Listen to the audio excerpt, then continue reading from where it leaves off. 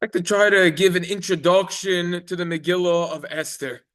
The Rambam writes in Hilchos Megillah, Perik Beis Halacha Yudchet the Ches. The Rambam singles out Purim for a special distinction among all the Jewish holidays. In his Hilchos Megillah, the Rambam writes, quoting Yerushalmi, that in the time of Mashiach, in the Messianic era, the Jewish holidays will no longer be celebrated with the exception of Purim. Only Purim will be celebrated when Mashiach comes, the Rambam writes. We will not have Rosh Hashanah, we won't have Yom Kippur, we're going to celebrate Purim. He adds, the Rambam continues and says that Megilas Esther will be the only sefer from Nach that will remain. The question begs to be asked, what is so special about Purim and Megilas Esther that it will even remain when Mashiach comes in the Messianic era? What is so special about it? The Megillah of Esther is unique and differs from every other sefer in Tanakh for other reasons as well. Megillas Esther is the only sefer in Tanakh which every Jewish adult is obligated to hear its entirety, twice annually. It says so in the Shulchan Aruch Siman Tov Reish Pei Zayin Sif Aleph. See the recordings over there for more details about those halachas. Why is there such a stringent obligation, so to say? What is so important about Megillas Esther? The affection we have for Megillas Esther even has other halachic ramification as well. The halacha is if two people are simultaneously reading from the weekly parsha from a Sefer Torah out loud, those listening will not fulfill their obligation because of the halachic concept and principle of Trei Kole Lo Mishtame. Two voices cannot be heard simultaneously. They cannot be clearly distinguished when two people are talking at once.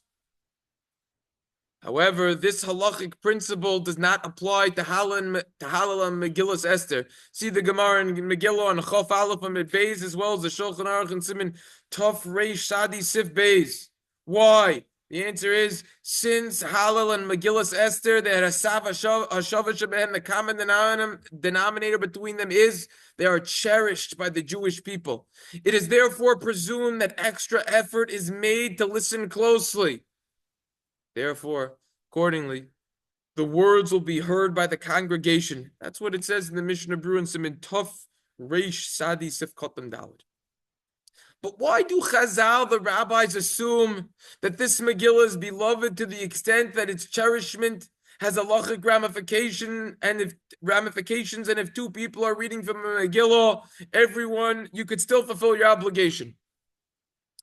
Assuming that Chazal assumptions is correct, which it is, why do we treasure the Megillah so much? Many answers to this question, fundamental answers to this question. Hallel is a special additional prayer we recite on all Yomim Tovim in order to thank Hashem for his miraculous protection and the salvation of the Jewish people. Why then don't we say Hallel on Purim? Weren't we saved on Purim? There's several answers to this question. Among them is the Gemara in Maseches Megillah on Yud Daled Amud Aleph says that laning the Megillah of Esther fulfills our obligation of reciting Hallel. Reading about the salvation of the Jewish people brought about by Hashem is meant to fill us with the same feelings of gratitude and thanks expressed in the Hallel prayer. Studying the Megillah in depth enables us to comprehend remarkable aspects of our miraculous deliverance, which we would have not otherwise realized had we not read the Megillah, leading to a more heartfelt gratitude to Hashem and even deeper expression of Hallel. In other words, what Hallel typically accomplishes, realizing the greatness of Hashem and thanking him and expressing our gratitude, the reading of the Megillah accomplishes. Megillas Esther stands out as a unique and an exceptional sefer in Tanakh for many other reasons as well. Its plot is fascinatingly interesting. The Purim story occurred in a topsy-turvy setting of excess and frivolousness. The story is climactic, but yet anticlimactic at times as well. Tension exists, but yet at times humor is demonstrated. There is expectation and also frustration. On the one hand, the clarity of the characters makes them accessible to children, but yet they remain real and meaningful to adults as well. In other words, everyone could connect with the Megillah. Furthermore, this Megillah is seemingly highly, quote, mundane or, quote, secular. The story, if you analyze it, has at best minimal religious content. Someone who superficially reads the Megillah will not discover any Jewish values. This, therefore, has challenged many rabbis to derive religious messages or attempted to derive religious messages from this Megillah. In fact, Hashem's name isn't even explicitly mentioned in this Megillah. Another reason how this Megillah differs from all other Sfarim in Tanakh is that the Purim miracle story occurred in the diaspora. In many ways, its setting is frighteningly similar to the society which we face ourselves in nowadays. The Jews who attended Achashverosh's feast, they wanted to hide their identity and assimilate into the majority population. Furthermore, even though it was due to extenuating circumstances beyond Esther's control, she still nevertheless married someone who wasn't Jewish. Many non-religious, therefore, according to this, many non-religious, secular and modern Jews like this Megillah. To some extent, they see themselves in it. If we properly understand the Megillah's messages, then we will be able to learn how to perceive Hashem in a world devoid of revelation and supernatural miracles. The Megillah also teaches us how the Jewish community can survive and thrive in exile. It teaches us how we should react to communal crises. We learn how our relationship in exile should be with our host culture. We can also learn where Hashem is in contemporary life. Another factor for this Megillah's success is the large amount of disproportionate amount of rabbinic literature written, tremendous amount of commentaries written on this Megillah. Another important theme of this Megillah is to encourage all Jews to celebrate Purim. That's what it's actually brought, that last part in the Gutnik, in the introduction to the Megillah. Let's end with asking no less than 20 questions on the opening pasuk of the Megillah. We're going to group these questions into 3 categories and leave you hanging on all 20 questions to think about. Just as a side point, I have 50 pages typed up answering all of these 20 questions. Yeah, you heard that. 50 pages in the first pasuk. Why isn't Hashem's name mentioned in the Megillah? Question 2. Why is this Megillah called Megilas Esther? Why not Megilas Mordechai? Question 3. What was the Purim miracle? What actually happened that was miraculous? Question 4.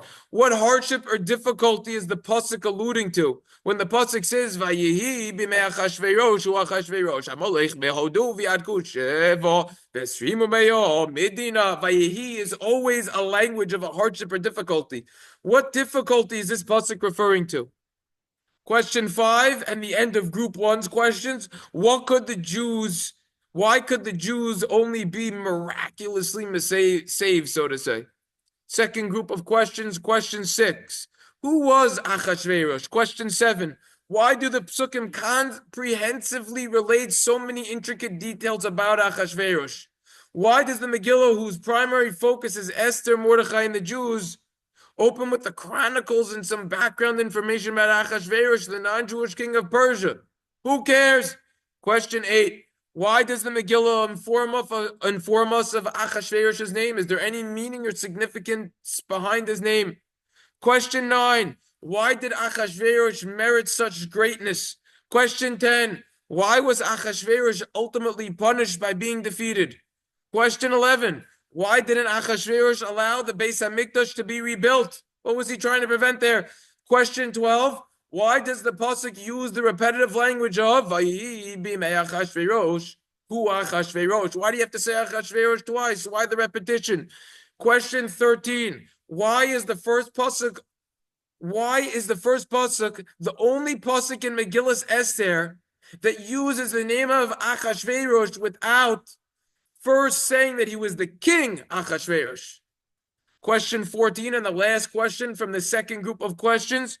Why did Achashverosh relocate the capital city from Babylon to Shushan?